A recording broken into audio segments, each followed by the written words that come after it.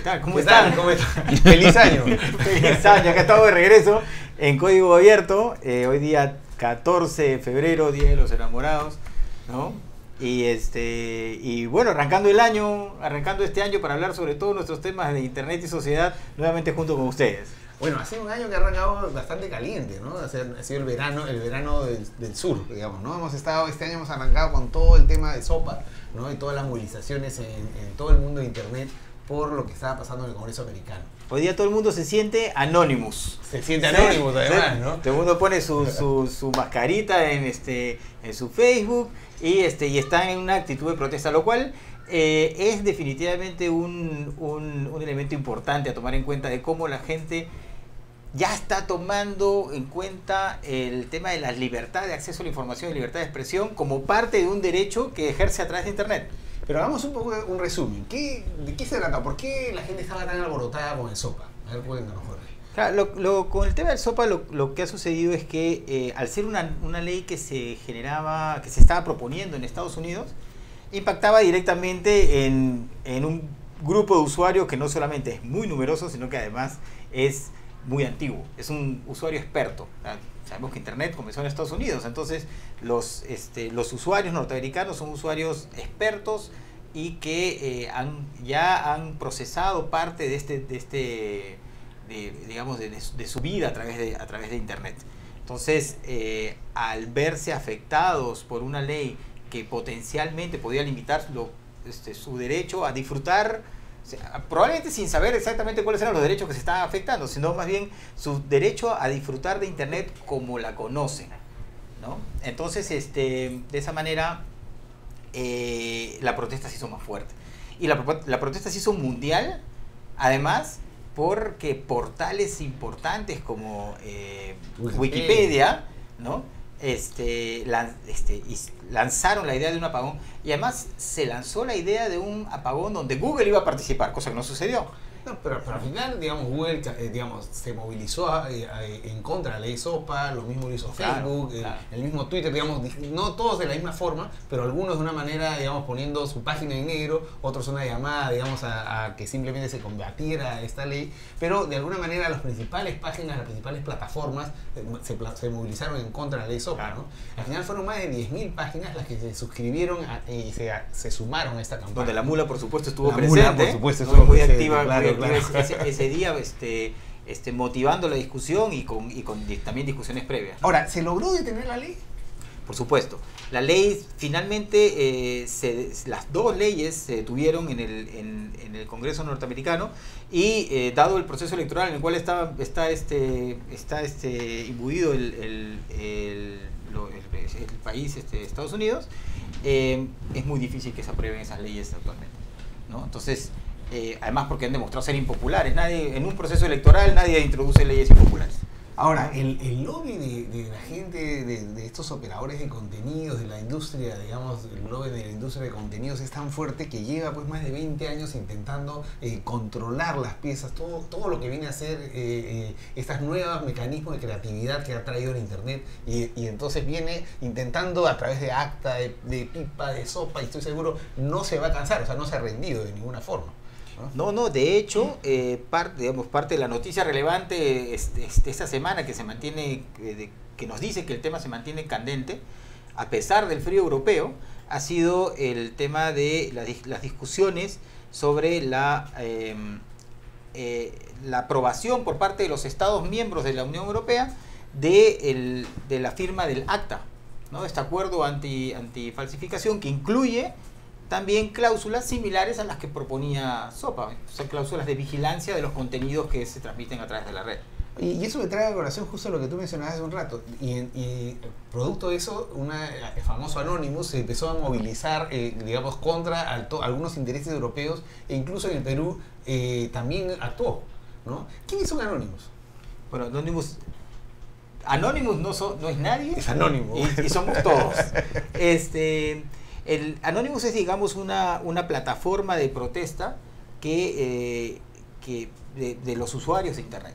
Entonces, hoy día pueden estar protestando contra un atentado, para la libertad de expresión, como que podrían estar protestando porque no les gustó una decisión del Congreso o alguna decisión comercial de alguna empresa también, que siente que afecte los derechos de los usuarios de Internet o algún usuario que sea amigo de los usuarios de Internet. Entonces se organiza una campaña y las campañas llegan a ser de Anonymous si es que llegan a ser aceptadas por la colectividad, ¿no? Y ahora, lo que sucede, pero es una plataforma, digamos, de activismo político en la red.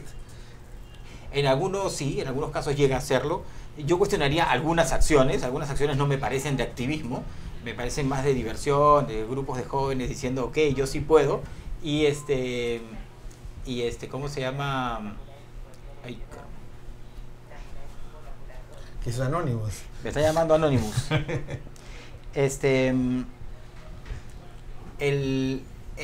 Entonces el tema es que cuando hay campañas organizadas, como el caso de ACTA, SOPA y PIPA, que parten de una protesta de los usuarios de Internet, podemos decir que es ese movimiento Anonymous de hacktivistas.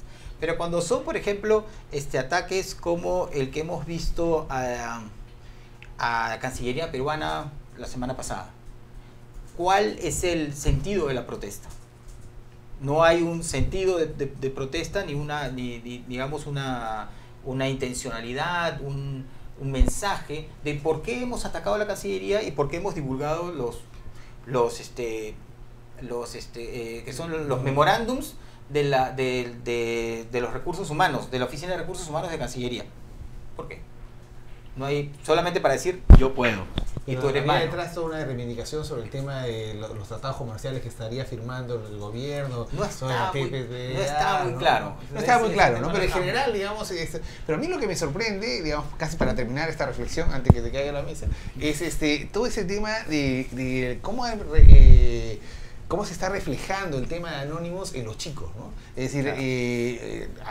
Amigos de mi hijo y creo que también tu propio hijo, en fin, es decir, oye, yo soy Anonymous, es decir, yo quiero ser Anonymous como algo a emular, ¿no? No, mi hijo, de hecho, yo llegué el día de la discusión de la ley SOPA, el día del apagón en Wikipedia, llego a mi casa y mi hijo me dice, papá, ¿cómo hago para ser Anonymous?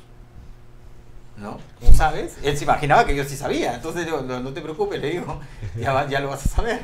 Entonces se da ese caso definitivamente. Pero lo que sí hubo, te comentaba, es el tema de la protesta por el ACTA en Europa, de lo cual tenemos algunas imágenes de lo sucedido este fin de semana en Europa.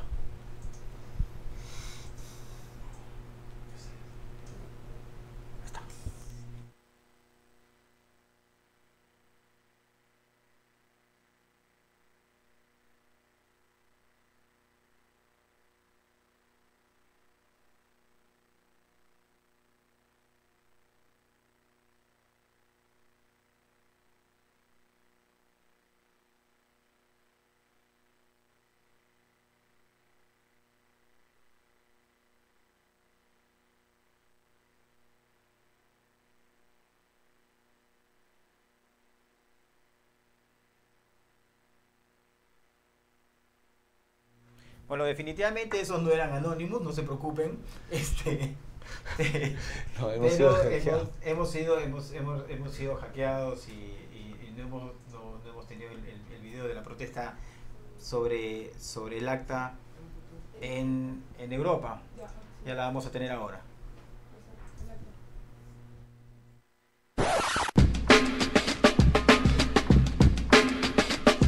Pese al intenso frío en varias ciudades de Europa, decenas de miles de manifestantes protestaron contra el acuerdo comercial antifalsificaciones, conocido también como ACTA. Según las autoridades, la normativa pretende proteger los derechos de autor, mientras los opositores temen que sea utilizada por los gobiernos para censurar Internet. Las movilizaciones se realizaron casi simultáneamente en varios estados, entre ellos Polonia, Lituania, Francia, Alemania y el Reino Unido. A finales de enero, 22 países europeos como España, Francia e Italia firmaron formalmente el polémico tratado. Sin embargo, su ratificación sigue en duda en otros debido a la ola de manifestaciones. Además, Berlín anunció que su gobierno se ha abstenido a ratificar el acuerdo de la misma forma que la República Checa, Eslovaquia y Polonia, que han congelado este proceso. El acta admitiría nuevas sanciones penales para obligar a los proveedores de Internet a vigilar los contenidos de la red. Algunos de sus opositores nos han dado su punto de vista desde la concentración que tuvo lugar en Londres. Este acuerdo se debatió en secreto entre la gente que está fuera de la sociedad civil. Ellos tienen el beneplácito de decirnos que esto afectaría a nuestra libertad civil y que reduciría la libertad de expresión. El acuerdo nos impediría hacer comentarios. Las consecuencias de este acuerdo serían increíblemente peligrosas. Esta amenaza se dirige a los blogueros, a los dueños de las páginas web, a los proveedores de los servicios de Internet. Su experiencia de uso de YouTube, Facebook o Flickr podría cambiar totalmente. Además, aunque esté usted vinculado de manera inocente con el material de la propiedad intelectual, esto igual puede atribuirle sanciones criminales.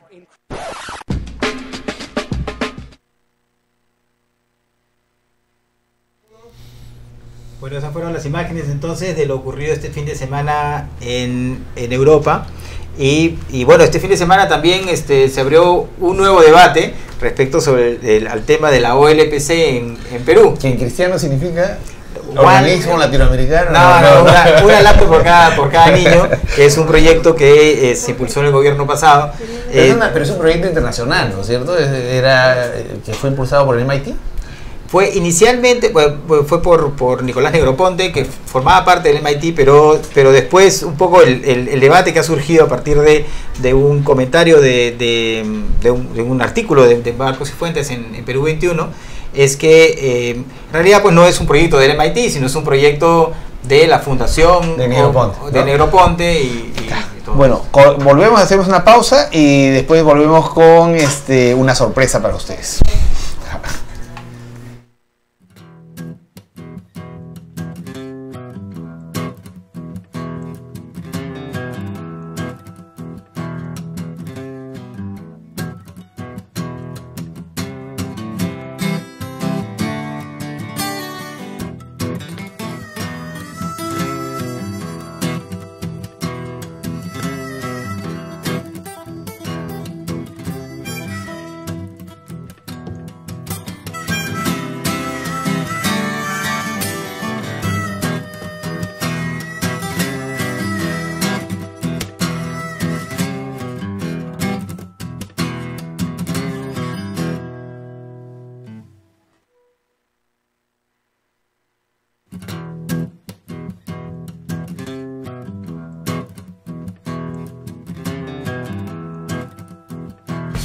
Y todos los martes, conéctate a lamula.p para la mejor programación de la televisión en Internet.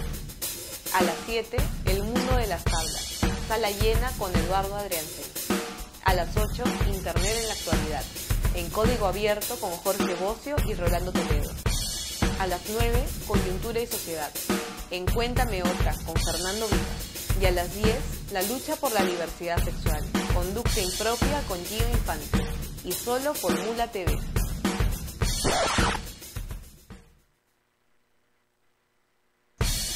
Y todos los jueves, conéctate a lamula.p para la mejor programación de la televisión en Internet. A las 7, el movimiento musical Underground, en El Vicio con Oscar Soto.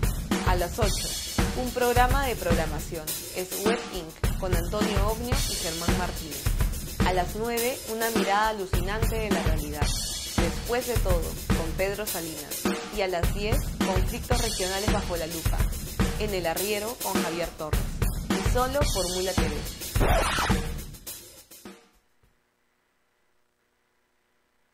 Y todos los martes, conéctate a lamula.p para la mejor programación de la televisión en Internet. A las 7, El Mundo de las Tablas, sala llena con Eduardo Adriansen.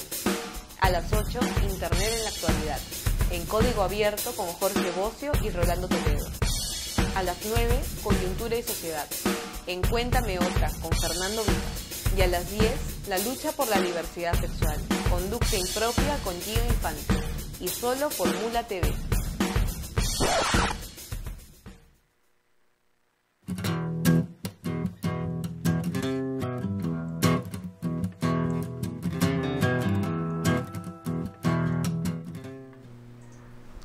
Bueno, aquí estamos de vuelta en Código Abierto y como les contábamos, bueno, vamos a conversar ahora en los siguientes bloques sobre el tema de una laptop para cada niño, qué está pasando en las telecomunicaciones rurales, la educación rural y las telecomunicaciones, qué tiene que ver esto con lo que se había planeado con el proyecto Huascarán, se ha llegado realmente a distribuir cuántos cientos de miles de computadoras se han distribuido a los niños del Perú, se están usando, no se están usando, y para eso hemos invitado a una persona muy querida de esta casa, un miembro de esta casa en realidad, al señor Sandro Marcone. ¡Chan, chan! La sorpresa. No sea chancho. ¿Cómo estás, Sandro? Bien, bien, gracias por la invitación. Además, siempre un placer estar reunido aquí en La Mula. Oye, cuéntanos un poquito del proyecto, en qué situación está, de qué se trata. Es decir, a raíz del artículo de Marco, justamente este fin de semana salió la idea de conversar contigo. Efectivamente se han distribuido 300.000 laptops. ¿En qué situación está este proyecto? Ya, bueno, el programa, ¿no? Más que una cosa muy elaborada, fue fundamentalmente una voluntad política, ¿no? El proyecto no fue creado, ¿no? ni nunca estuvo dentro del Sistema Nacional de Inversión Pública. Fue creado en una ley, fue mencionado por primera vez en una ley, en la ley de presupuesto del 2007. Y dio el marco para ir comprando una serie de computadoras de este programa, efectivamente, de la asociación OLPC en el mundo, ¿no? Se compraron 800.000 máquinas, ¿no? Las últimas 200.000 son las que hemos terminado de repartir entre diciembre y el inicio de clases el 1 de marzo, ¿no? O sea, en este momento se están repartiendo las últimas 20.000, 30.000 máquinas, ¿no? Que estaban ahí metidas en un almacén por esta especie de parálisis que sucedió por el cambio de gobierno. Es el 100% primaria y 100% secundaria con computadoras. El 100% de todo el Perú. El sistema público, estamos hablando de básicamente 45.000 escuelas, o sea, ¿no? Cerca de 27.000 centros escolares, 45.000 escuelas. O sea, efectivamente, ¿cada chico tiene una computadora? Eso sucedió en alguna de las etapas. La primera etapa fue un pequeño piloto, la primera etapa oficial, que vendría a ser como la segunda en realidad, estuvo destinada a los colegios unidocentes y multigrado, que son lo más chico de la capilaridad del sistema educativo público, Cuando dices unidocentes, para explicar un docente. O sea, es un docente que tiene todos los grados mezclados en son escuelas de primaria, ¿no? Donde hay 15 niños o 16 niños, no hay masa crítica de niños, entonces efectivamente lo que tienes es 3 niños de primer grado, 4 niños de segundo grado, entonces el docente de primaria es el único docente y hace la clase en conjunto, ¿no? Áreas rurales y urbanos marginales. Absolutamente rurales, ¿no? Urbanos marginales, ese rural, modelo no llega, es totalmente, lo más rural que tiene el país. Son como 15.000 centros educativos, a esos se llegó con el modelo 1 a 1, ¿no? Okay. En todo caso, fue distribuido, ¿no? Las computadoras fueron distribuidas en un modelo, en un esquema 1 a 1, ¿no? Y cuando llegas ya con las 800.000, estás cubriendo el 100%, incluyendo la periferia urbana, las grandes unidades escolares, todo lo que viene a ser educación pública. Técnicamente todo centro escolar, o sea, toda escuela, en un solo centro pueden haber hasta 3 escuelas, ¿no? Puede haber una escuela inicial, una escuela primaria y una escuela secundaria, ¿no? Sí. Entonces toda escuela debería tener algún tipo de equipamiento. Algunos lo que tienen es una especie de laboratorio, a los que el gobierno anterior llamó CRT, Centro de Recursos Tecnológicos, ¿no?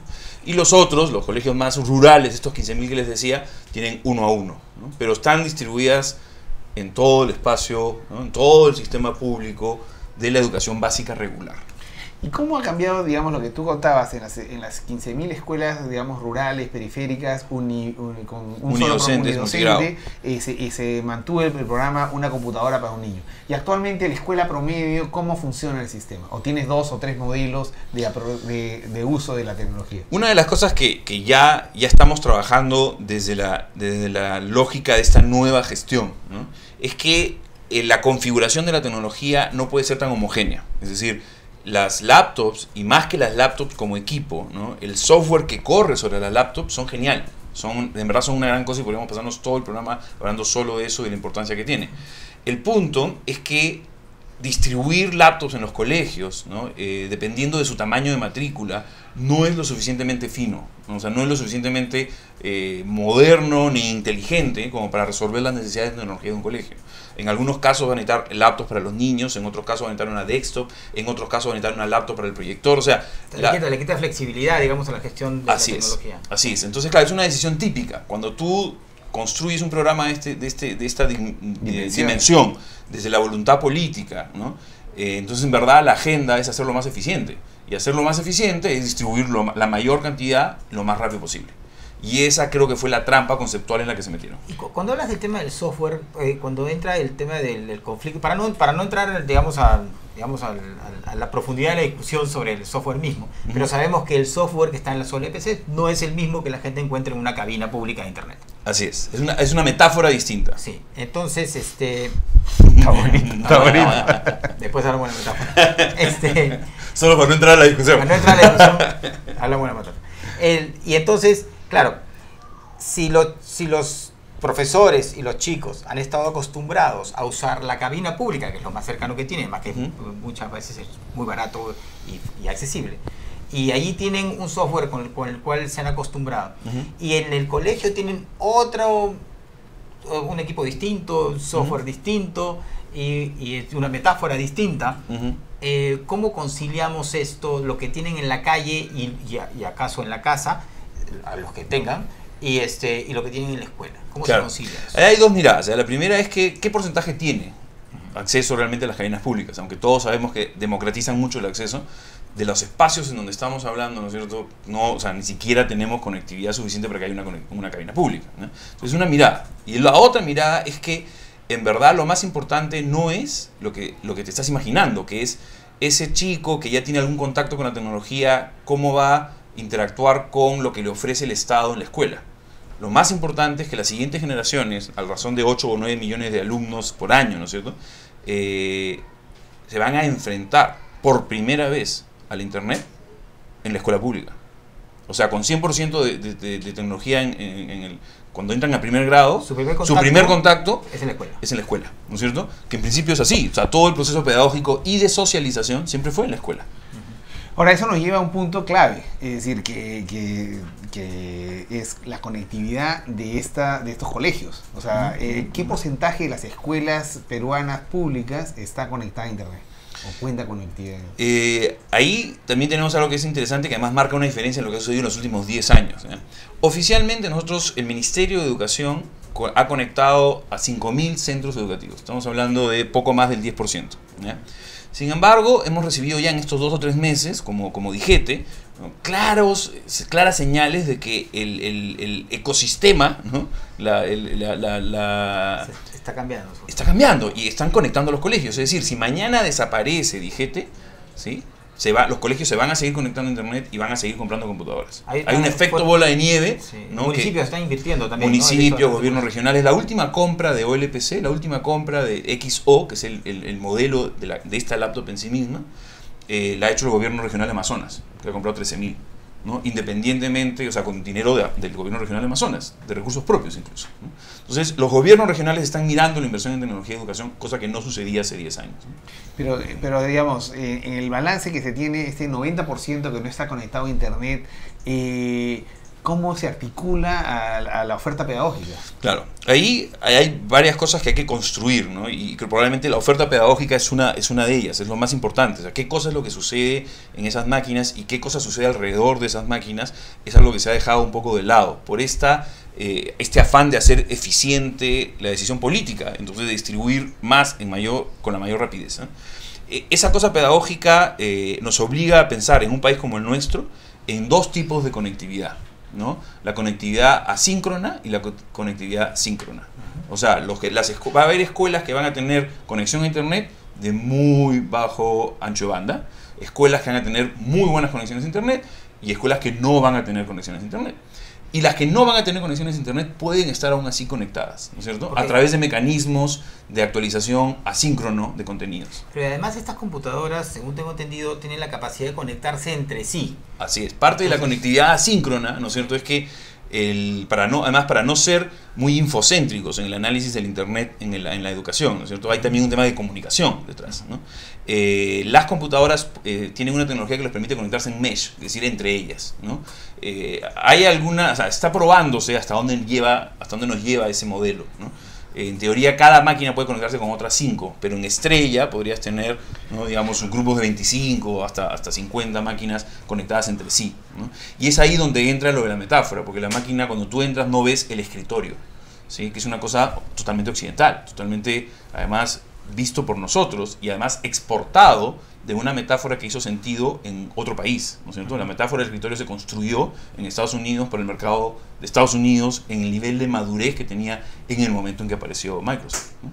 Hoy día la metáfora es distinta, la metáfora es el patio, ¿no? Y es el vecindario y son entidades. Es un ciudadano digital. Es absolutamente un ciudadano digital. Qué maravilla. Así es. Un par de lágrimas saltan cuando veo. Y ahora, volviendo a las lágrimas, ¿qué cosas has sentido cuando volviste al ministerio? Porque Sandro fue además director del proyecto Huascarán en sus inicios, al inicio del gobierno de Toledo, ¿no? Sí. ¿Qué cosas se han mantenido? Creo que es la misma unidad, básicamente, ¿no? Ya, claro, lo que ha sucedido es que el proyecto de inserción de tecnología educativa, para no ponerle la etiqueta de Huascarán, sino el proyecto de inserción de tecnología se convirtió en una dirección, ¿ya? Técnicamente no estoy de acuerdo, o sea, creo que el proyecto es una cosa que debía empezar y ya terminar, o sea, el uso, insertar la tecnología en la educación debería, como encargo, debería terminar cuando logras que el Ministerio de Educación use la tecnología en la educación. Luego de eso ya no necesitas tener una dirección que lo haga, porque debería ser transversal a todas las direcciones. Entonces, crear DIGETE fue como lo que se quiere hacer ahora de crear el Ministerio de Ciencia y Tecnología, de Conectividad y de Tecnología de Información, o sea, pero por 1000, ¿no? Entonces, es eso, o sea, hay una continuidad, ¿no? Pero en donde se ha de alguna manera desnaturalizado la función. Estamos un poquito cortos, que nos están diciendo para hacer una pausa. Sí, después, sí, justo quería, para pasar la pausa, quería dejarte solamente un punto, y es que la principal crítica, un poco yendo a lo que comentabas, está en el tema de cómo hacemos que los profesores también apropien esta tecnología y utilizan esa tecnología para digamos, ejercer mejor la docencia y desarrollar mejor las capacidades de los estudiantes. Entonces, vamos a una pausa y regresamos después con Sandro sobre este tema.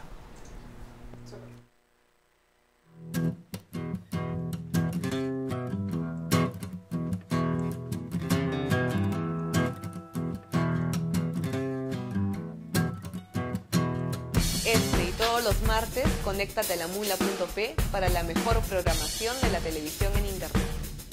A las 7, El Mundo de las Tablas, sala llena con Eduardo Adriancel. A las 8, Internet en la actualidad, en código abierto con Jorge Bocio y Rolando Toledo. A las 9, Coyuntura y Sociedad, en Cuéntame Otra con Fernando Vivas. Y a las 10, La lucha por la diversidad sexual, conducta impropia con Gio Infante. Y solo por Mula TV.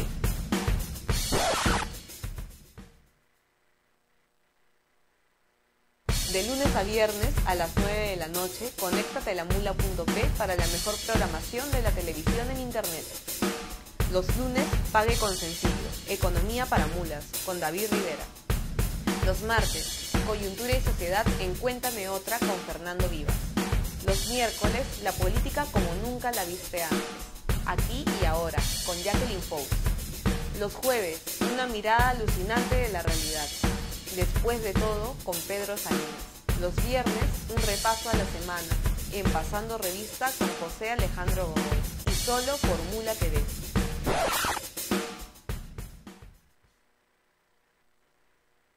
Este y todos los miércoles, conéctate a lamula.p para la mejor programación de la televisión en Internet. A las 7, El Mundo Culinario, Provocarte, con Teresina Muñoz Nájar, Rosario Elías y María Elena Cornejo. A las 8, los chismes del mundo del espectáculo y la farándula, en Entrometidas, con Patricia Salinas y Maritza Espinosa. A las 9, la política como nunca la viste antes, aquí y ahora, con Jacqueline Fox. Y a las 10, los derechos humanos en el tapete, lo justo, con Rocío Silva. Y solo por Mula TV.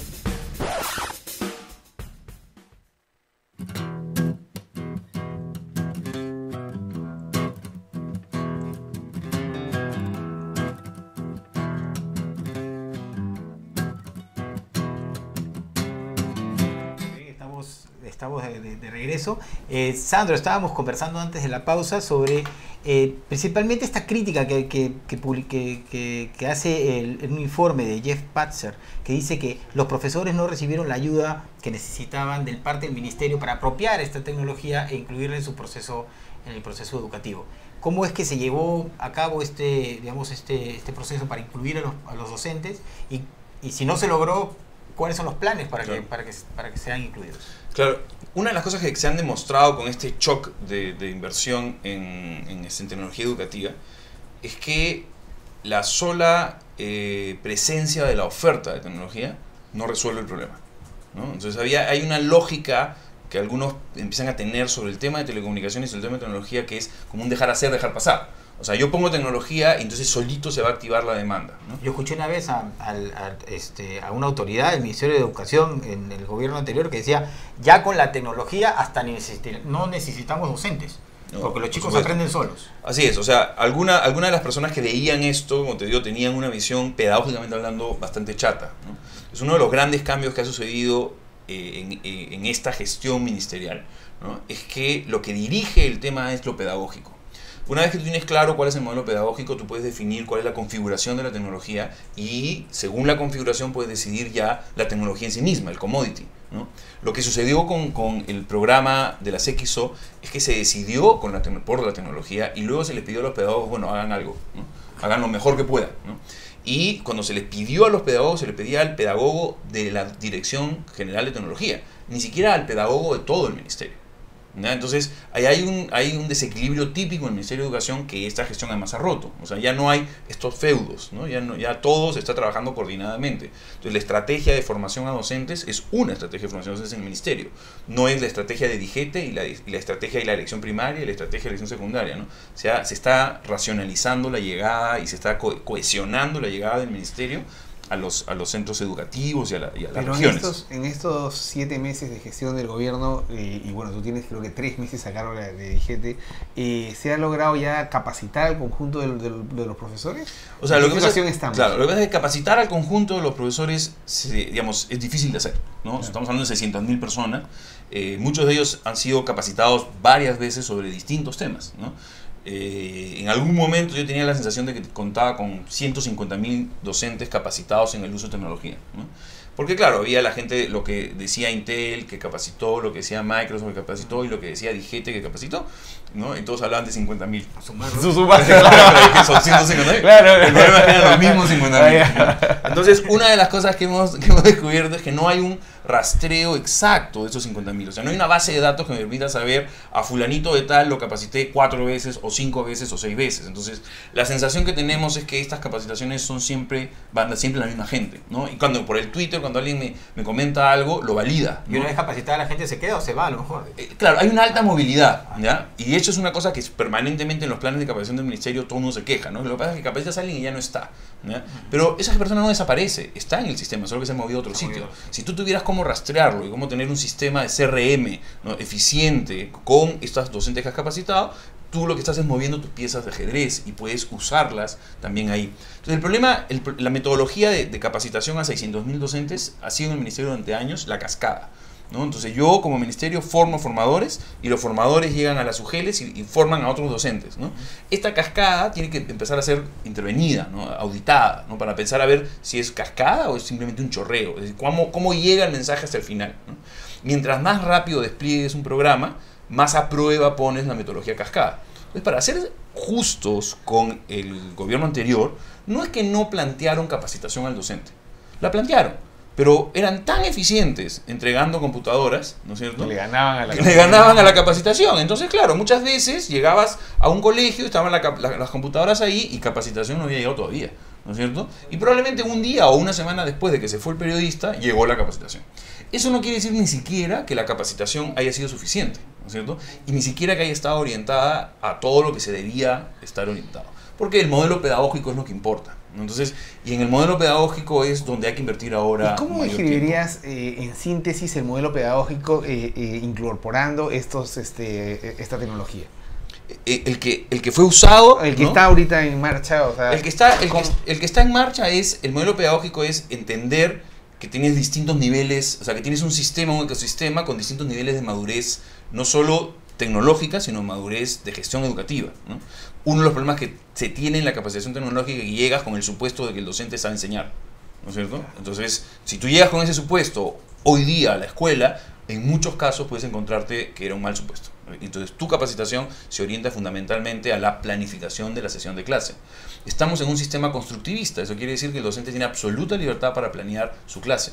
Para muchos ese es el problema de la educación en el país. Entonces, eso nos pone un desafío bastante más grande, porque lo que tienes que hacer no es solo capacitar, sino desarrollar capacidades.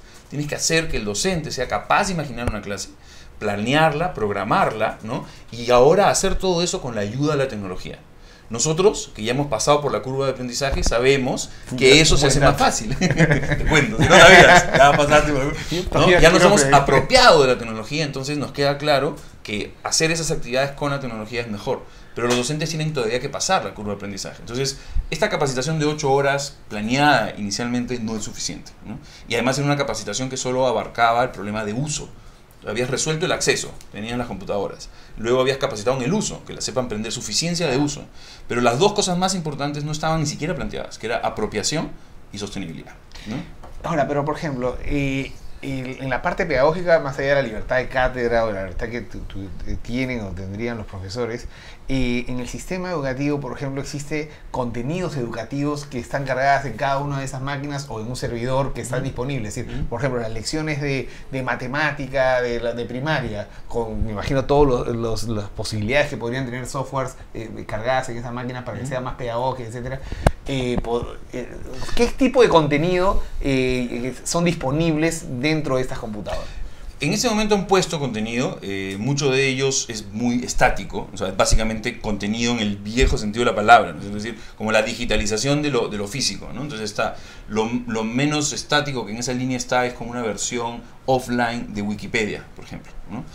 Eso nuevamente demuestra cuál era la visión de la gestión anterior respecto a los temas pedagógicos, ¿no es cierto? Entonces, claro, una gran enciclopedia, pero moderna, Web 2.0, era el aporte de contenidos que podía dar, ¿no? Más que la producción y desarrollo de contenidos de todo el sistema, ¿no? Entonces, eso deja, digamos, deja una carrera, un camino por cubrir enorme. O sea, en verdad, donde hay más que hacer es en eso, en los contenidos como recursos educativos. Vamos a hacer una pequeña pausa y volvemos con los contenidos como recursos educativos.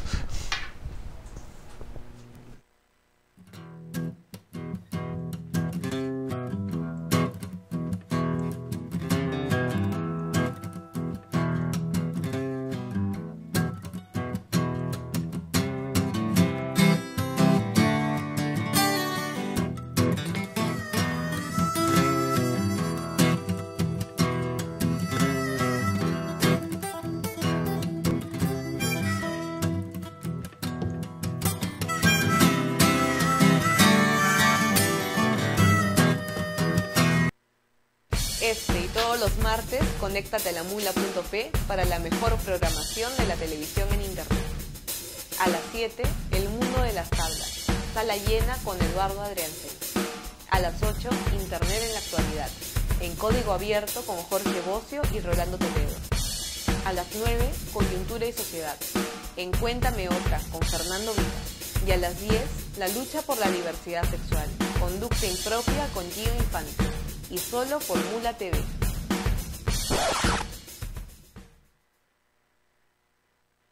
Metiche, chinchosa, espesa, terca, metete, malula, antipática, troll, conchuda, bruja, entrometida. Digan lo que digan, seguimos en La Mula. Para traerles lo ultimito de la televisión y del mundo del espectáculo.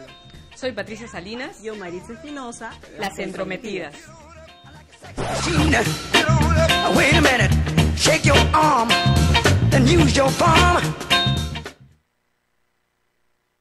¿Será la vida también una gran conversación? ¿Podemos realmente comunicarnos? ¿Escuchamos a los demás? ¿Somos más de lo que creemos? Desde este viernes 8 p.m. el programa Conversando aquí en La Mula TV.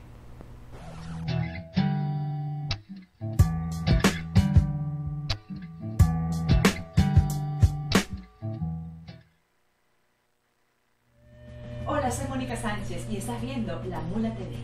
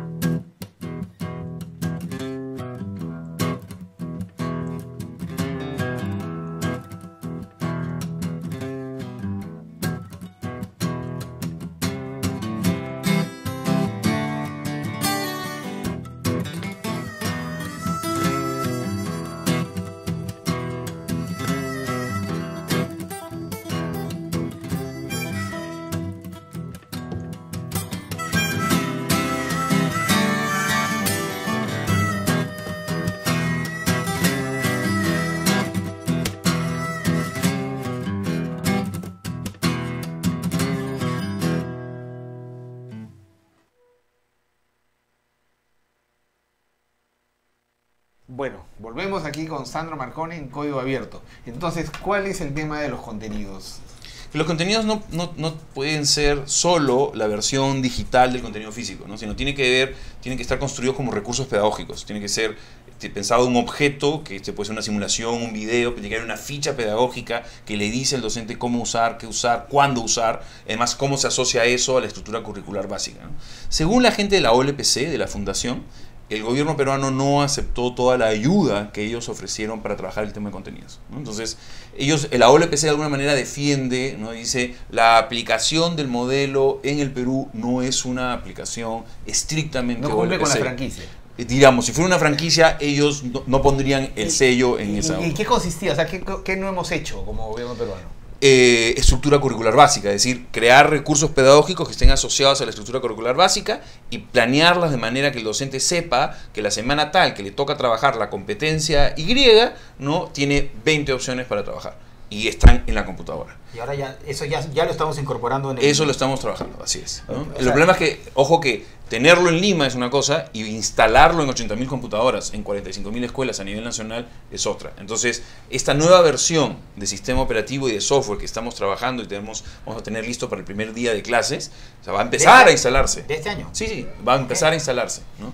Y porque hay un montón de gente que trabajaba y que iba mejorando el tema. Entonces, los contenidos ahí son un tema fundamental, teniendo en cuenta que somos un país que no puede conectar a todas sus escuelas. Podemos decir que este año entonces comienza a completarse, digamos, esa tercera pata de la mesa del programa. Sí, claro. O sea, hay dos cosas que son fundamentales para nosotros este año, ¿no? Que es conectividad y desarrollo de capacidades. Y en ambas cosas lo que tenemos que encontrar son socios estratégicos, ¿no? Entonces hay una mirada moderna de la oficina en donde lo que tiene que lograr incorporar es know-how, ¿no? Hace 10 años que esta oficina hace tecnología en la educación. Entonces el discurso no puede seguir siendo el discurso del piloto, ¿no es cierto? De evangelizar sobre el gran potencial que tiene, sino debe mostrar ya evidencia. O sea, recopilar información, tener evidencia y poder llegar y decirle al gobierno regional, mira, si quieres hacer inversión en educación, lo mejor es poner tecnología y ponerla de esta manera. Puedes hacerlo como tú quieras, pero sería bueno que uses esta manera que nosotros hemos creado. Ahora, pero el gran supuesto que está para que esta inversión funcione, por lo que tengo entendido, es que cambie la manera de definirse la estructura pedagógica de la educación peruana. Es decir, pasamos a un modelo un poco más francés, en el sentido de decir, oye, cada año escolar, cada currícula de primer grado o de quinto grado tiene una programación uniforme con adaptaciones locales que permite generar contenidos y evaluación de los educandos y los profesores de manera conjunta. Es que claro, o sea, hacia eso va, es decir, la estrategia pedagógica que DIGETE usa a partir de diciembre, no es la estrategia pedagógica de DIGETE, es como era antes, es la estrategia pedagógica del ministerio. O sea, hay una estrategia pedagógica y está en esa dirección. Y que está en esa dirección y además interviene. Para eso? Porque el Ministerio de Educación está aplicando a una serie de proyectos de inversión pública por 1.200 millones de soles y lo está haciendo en el modelo, en el marco de las escuelas Marca Perú. Entonces, la escuela Marca Perú, ¿no? Es este producto de la escuela que queremos, que implica, ¿no? Saberes específicos, o sea, que se imagina el alumno, se imagina el maestro. Entonces, ese es el marco conceptual con el que DIGETE trabaja. No al revés como era antes. Entonces, ese marco conceptual tiene que estar financiado y operativo, ¿no? Hacia fines de marzo, inicios de abril. O sea, ahorita hay casi como una organización paralela en el Ministerio de Educación. ¿Ahorita este año ya arranca con contenidos transversales a nivel nacional? No, o sea, la prioridad es la zona rural. O sea, se ha hecho una focalización en cerca de 1.000 centros educativos que están asociadas a 100 redes. Entonces se va a trabajar fortaleciendo las redes rurales, no las redes electrónicas, sino las redes físicas, ¿no? Entonces hay colegios que trabajan como en clústeres. Entonces han identificado 100 de esos clústeres en las zonas más rurales del país, que es donde cruzan el BRAE, juntos. Hay una serie de criterios que han llevado a la focalización. Entonces vamos a conectar 1.000 colegios, que además ya tienen las computadoras, vamos a llevarles recursos educativos, recursos pedagógicos, pero además como parte de una estrategia pedagógica integral, que es a la que responde DIGETE, ¿no? DIGETE es soporte transversal de esta estrategia pedagógica, no el abanderado, como fue durante los años anteriores. Ahora, ya como tú decías, digamos, el proyecto de DIGETE tiene más de 10 años, Y las primeras computadoras que se trajeron tienen más de 4 años, 3 años. Las primeras se compraron en el 2007, fines del 2007. O sea, 5 años van a ser. Con lo cual tenemos con el tema de la renovación del parque tecnológico. O sea, esto es una inversión constante. Así es. ¿Está contemplado en el presupuesto, en el proyecto? Si no, vamos a entrar en un tema de obsolescencia. Ese es uno de los puntos más importantes de este año. Es un punto de quiebre, ¿no es cierto? Tenemos 800.000 computadoras en el sistema, tenemos 100% de cobertura en un modelo que nosotros en verdad ya no llamamos OLPC o una laptop por niño, sino llamamos el modelo 1 a 1. ¿No? Que es el modelo que se usa en el mundo. ¿Por qué cambiamos el nombre? Porque en el fondo no estamos abiertos a una sola marca, ¿no? Que es una de las cosas administrativamente hablando que creemos que también cambia, ¿no es cierto? Ya no vamos a necesariamente tener solo XO en el país. Puede haber XO, puede haber las Classmate, HP también tiene una computadora que compite, y la computadora como fierro es un commodity. Lo importante, la herramienta sucede en lo que llamamos contenido, que es en la nube donde hay conectividad, pero es también en la pantalla X de navegación, ¿no? en el ciudadano digital, que sucede asíncronamente en las computadoras, ¿no? Y toda esa, entonces, porque nosotros no tenemos por qué asumir que el sistema educativo tiene que tener lo que vas a encontrar en las cabinas públicas, porque eso además implica ser un círculo virtuoso, vicioso, como quieras verlo, para el futuro. Ahora, ¿tú te imaginas, Sandro, es decir, en los pocos minutos que nos quedan, mirando hacia adelante, es decir, ¿en cuánto tiempo tú crees que estén conectadas, y eso es una apuesta, un sueño, el 100% de los colegios a Internet? Hay dos escenarios. Un escenario en donde le sigamos cargando, porque más allá de cualquier discurso, hasta ahora el único que realmente está conectando la ruralidad es el Ministerio de Educación, ¿no es cierto? Los demás están siendo pilotos, pero el único que está haciendo una intervención que intenta ser masiva es el Ministerio de Educación. Entonces, si seguimos en la lógica de todo el retorno del ROI de conectar al país se carga al sector de educación, o sea, vamos a demorarnos 30 años. ¿No? Porque avanzamos, este año voy a conectar 1.200 colegios de 45.000 y tengo ya 5.000 conectados, ¿no? Y 1.200 colegios rurales es el 100% de lo que tengo hoy día. Entonces este año voy a crecer y aún así nos vamos a quedar en el orden del 10%, 15%, 20% del sistema. El otro modelo es el que tiene que prevalecer, en donde todos los pueblos se tienen que conectar a través de el backbone nacional, a través de proyectos de infraestructura más fuertes, en donde el dinero lo pone todo el sistema, o sea, todo el gobierno, no solamente educación, salud, el CEAF, economía. O sea, hay razones para conectar a los pueblos del país, ¿no? Que van más allá de la educación, en donde la educación tiene que subirse. Conectar la ruralidad no es tanto problema, son 25.000 escuelas. Conectamos 25.000 escuelas relativamente fácil, pero ¿quién paga la factura mensual? O sea, Internet no está hoy día como el agua y la luz. Ahora, si estás en una reunión, digamos, de gestores políticos, ¿no? O estás en una comisión del Congreso, de decir, muy bonito todo el proyecto, ¿y qué incidencia y en qué plazos va a cambiar la pendiente de la calidad educativa del Perú? La calidad educativa de un país, que yo creo que además es uno de los principales problemas que tuvo el gobierno anterior, no es algo que se cambia en el corto plazo. O sea, los proyectos de Corea, India, Egipto ya nos han dicho, son proyectos de 30, 50 años. Entonces, lo primero que tenemos que decir es, lo importante es tener una visión, tener claro a dónde queremos llegar. Y luego, efectivamente, ir diciendo, ya, ¿cuáles son las metas? ¿Cuál es el derrotero que vamos a ir siguiendo y que vamos a ir logrando para llegar a esas metas? ¿Esto quiere decir que tenemos que esperar 30 años para ver algún resultado? No, sino que el resultado que vamos a ver el primer año va a ser más parecido a crear las condiciones. El resultado que vamos a ver el segundo año ya va a parecerse un poquito a lo que nosotros nos estamos imaginando que va a ser, y luego ir hacia adelante. El punto es que los medios tienen que tener paciencia, tienen que aceptar, ¿no es cierto?, de que es así, y que nada en educación va a suceder a la noche a la mañana. Y cualquiera que les traiga la receta mágica en educación está haciendo populismo. Entonces, alimentar ese discurso y premiarlo con la sensación de éxito, ¿no es cierto?, que es probablemente lo que está sucediendo en otros países, es peligroso. O sea, es un círculo vicioso, ¿no? Genera después la idea de fracaso. Así es. De hecho, digamos, lo que estamos observando es que el gobierno actual, la política educativa relacionada con el tema de tecnología, información y la educación, no está rompiendo con lo que se hizo en el gobierno anterior, sino lo que está haciendo es tomando lo anterior, tomando lo bueno, potenciando lo que hay, pero sobre todo ubicándolo, ¿no? Oye, dijiste, ubícate. Tú no diriges la calidad de la educación en el país. Tú te autoubicas. Yo me ubico. Tú diriges la calidad. Tú diriges. ¿No? Yo soy soporte. O sea, claro. Y hay una estrategia pedagógica que es una estrategia integral y que parte de una visión y del acuerdo nacional. Que hay 800.000 computadoras. O sea, así es, o sea, ya no puedes negar esa realidad, ¿no es cierto? Ya no puedes negar esa realidad. Y también lo que sí es mi trabajo, ¿no es cierto? El trabajo de la oficina es recoger el principio de socialización. O sea, porque a veces nos olvidamos que la escuela cumple dos principios, ¿no? El principio educativo, pedagógico, pero también cumple el principio de socialización. Entonces, el uso de esta tecnología no va solo por el fenómeno o el proceso pedagógico, también va por el proceso de socialización. Y ahí hay una responsabilidad que tiene que ver con ciudadanía digital, ¿no? Y en esa línea ya está aprobado, porque lo que hemos conseguido en estos 3 meses es aprobar por el SNIP, el Sistema Nacional de Inversión Pública, un proyecto de televisión educativa.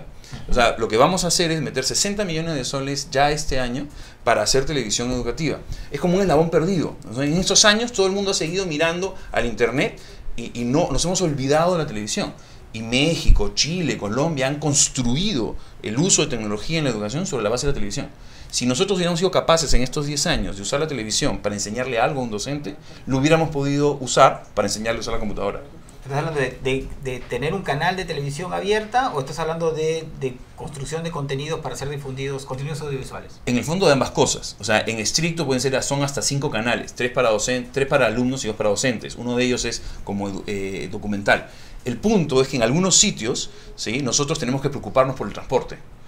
Para llevar esos contenidos. Para llevar esos contenidos. Claro. En otros no. Entonces en otros lo que hace, básicamente el proyecto implica producir contenidos. Y no lo va a producir el ministerio, lo va a tercerizar, ¿no? Y no lo va a tercerizar solo en Lima, sino lo va a tercerizar a todo nivel para fortalecer esa capacidad de producción de contenidos digitales en todo el país. Pero en otros países, en otras secciones del país sí tenemos que llegar preocupándonos de cómo vamos a transmitir la señal educativa. Y hay menos carga cognitiva, pues el televisor es distinto que la computadora. Claro. ¿No? Entonces son 6.000 centros educativos con los que deberíamos intervenir en los siguientes 19 meses. Buenísimo. Bueno, muchas gracias, Sandro, por estar con nosotros.